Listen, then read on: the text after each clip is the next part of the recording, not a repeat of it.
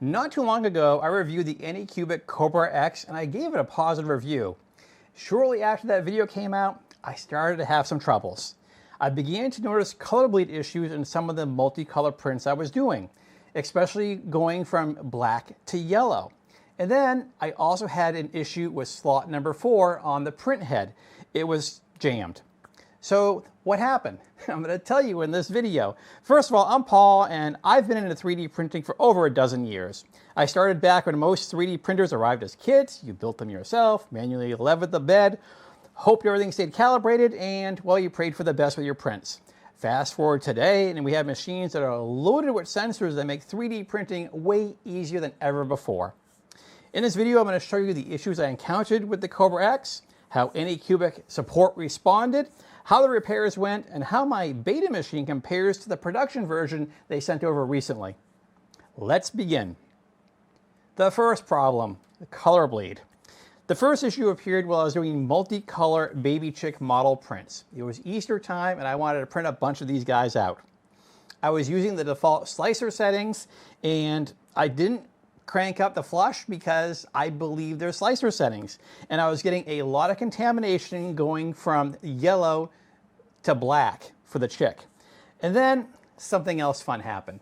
The baby chick model has orange for the feet and for the beak. And when I was trying to do the prints, I was noticing that no orange filament was coming out. I did all the debugging issues through the Anycubic wiki to try to figure out what's going on with slot number 4. Why is material not coming out? I removed the nozzle, I cleaned things, I followed various videos that told me how to take apart this hot end and try to fix it. And as I took that hot end apart, boy, I encountered some issues. I found some metal debris in the brass gear and some other stuff. So it was time to contact Anycubic support to find out what can we do. To their credit, they were very responsive and they were very helpful. The first thing they recommended was there's probably an issue with one of the sensors in the print head, so they offered to send that part. Okay, that's fantastic. But I also said, you know, there's a lot of small parts inside that thing, and if it's an option, I would really like to just have a replacement print head, just in case this repair doesn't go as expected. And they said, sure, no problem. Fast forward to 2 weeks later, and I received not only the sensor board, but also the replacement print head. So my first intention was, okay, I have this new sensor, maybe this is a simple repair, maybe this is something I can do. The minute I unscrewed the lower sensor, it's near the bottom of the print head before it gets to the hot end, a lot of little springs and parts started coming out. That was definitely not something I wanted to mess with. I reached out to Anycubic support to ask, how does this go together? And they sent me some very detailed instructions, but given the choice between playing with tiny little, little screws and little tabs, I took the easy way out. I went ahead and I replaced the print head totally. And once I did that, I bolted it on. I made sure I had the latest version of the firmware. I ran the recalibration of all the settings for the 3D printer. And since then, it's been printing excellent. Another funny thing along the way is Anycubic also followed up and asked me for the serial number of my machine because obviously I've been having some issues and I did receive this machine very early, I mean way back in December. And upon looking up the serial number, they said, yes, you do have one of the early batches and you have had some issues, obviously. So what we would like to do is send you the production version. So they sent over a second Kobra X, the same ones that you guys are getting. Now, when the production version showed up, I just set it up and I placed it in the enclosure next to my existing Kobra X. And one of the fun things was I was trying to compare if there were any major differences between what I have in the beta version, or early batch, I guess you could call it, versus the production. And the only thing that really caught my eye was the screen. On the production version, there's a nice little bezel on the bottom there that reads Anycubic, whereas the version I have doesn't have anything that fancy. It's just a straight out screen holder. I didn't dismantle the machines to compare electronics or anything else like that. I just wanted to get back to printing. I just want to take a short pause here and say, if you love content like this and you like following me, please consider checking out my Ko-fi page. That's a great way where you can throw a couple of bucks my way and it helps support me and the channel and, well, these endeavors like this. Thank you. So another big takeaway here is Anycubic is listening. Recently they posted a video and they detailed all the customer feedback and all the issues that have been reported to them and how they've responded. The video itself is in Chinese, so you need to watch the closed captioning, and I will definitely make a pro tip for you. They go very quickly, so you'll want to slow that video down. You can do that by clicking the settings and the speed of the video playback.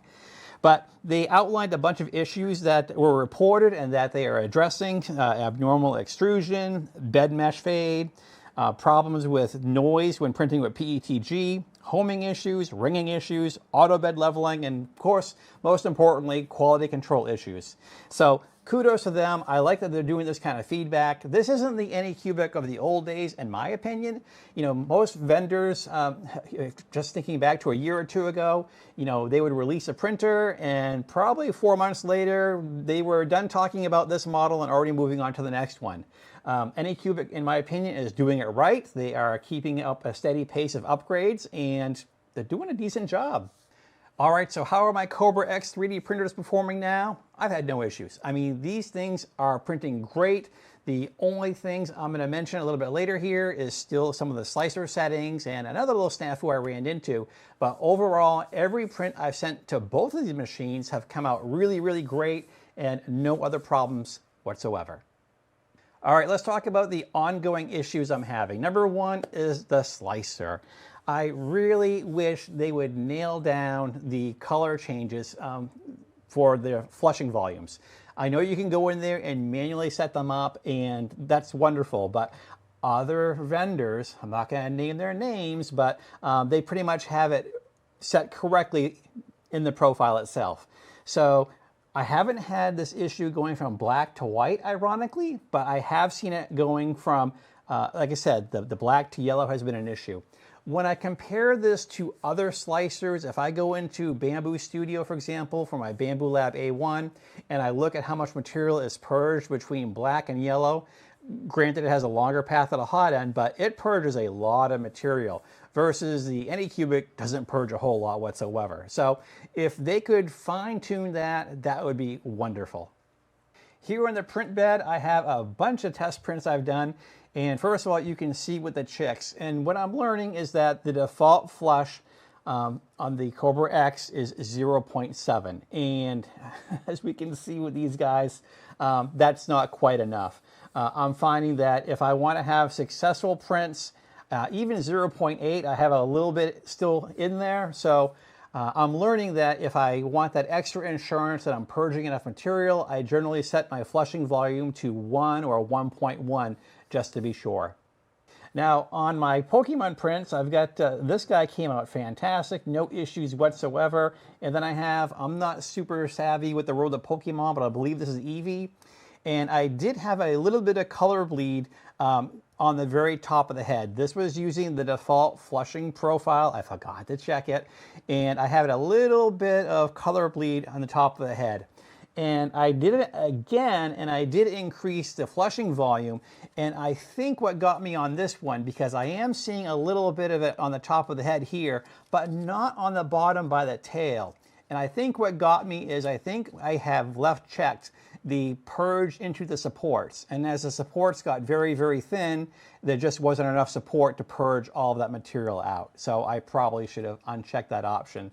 But again, no issue near the tail. So these are fantastic prints. And my friend, my coworker, who has a little one that loves Pokemon, will soon own these. Okay, the next one, I'm going to consider this minor, but I did report it to Anycubic. And if you run into this, I would encourage you to as well do the same thing. One day I was changing out these filaments to do another print. And usually it's no problem, just, pulling on the spool, pulling on the filament and releasing it from the print head. But one day on slot number 3, it would not release. I literally had to go up top here, snip the filament. And then what I did to try to get that filament out was I removed the Bowden tube from the print head and I gave it a good tug and it came out. But in the back of my mind, I was like, oh boy, here we go again. So when I loaded the new material, I didn't get that beep we expect to hear when we're loading the material in. So I kind of cringed there for a second. So before I panicked and started taking things apart, I thought, well, let's treat this as a clog.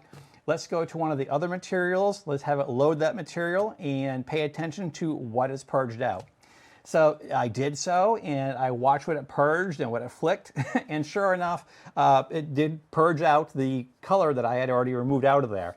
And then when I tried to reload the filament, I did get that audible beep, and it completed and loaded, and the print came out fine. So there's still something a little wonky, is that the word to use, as far as, you know, how this thing handles releasing the filaments, I guess, at the end of a print, because that's the only gotcha I've had with this thing. This thing gets an A+. That's the only thing that bothers me. And sometimes removing that filament, it might be stuck in there, and you have to go through these processes to make sure it's cleared out. So do I still recommend the Kobra X? I do. Depending on the sales, I mean, this thing is, the last time I looked, it was $279. It may be different at the time you're viewing this, but still, it tends to be around the $300 mark. And if you're looking to do a multicolor PLA, this thing, like I said, even compared to my Bambu Lab A1 and my other machines, is going to do it quicker and waste less material. Now, the only caveat I'm going to say is we're living here in 2026, and a lot of these multi-tool printers are showing up. And I just received a FlashForge Creator 5, which does have independent print heads. And I have been having fun matching it side by side with this one as far as how fast it will complete and how much material it wastes. And again, that FlashForge Creator is $699. This is $300. So if you're looking to get into multicolor printing inexpensively, this is the way to go. If you have more money to spend and you want to purge a whole lot less, you might want to keep an eye on these other multi-tool print heads that are coming out. Okay, there is a link down below if you are looking to pick up a Kobra X. There's a link there to the Anycubic store. I do earn a small commission if you use that link, so thank you. That does go towards the channel and yours truly, so I can keep on funding these videos. So thanks for checking out that link. There's also in there a coupon code which should save you a couple bucks as well too, so don't miss that. So do you have an Anycubic Kobra X? I'd be curious what your experience has been. Let me know in the comment section down below. That's it for this time. As always, I thank you guys for watching. I'm looking forward to what you guys write in the comment section down below. If you want to see what I'm working on next, do check out my social media. I'm on X, I'm on Facebook, I'm on Instagram, and of course, here on YouTube. As I end all my videos the same way, please print safe and don't go anywhere. If you like this video, you're going to like the next one.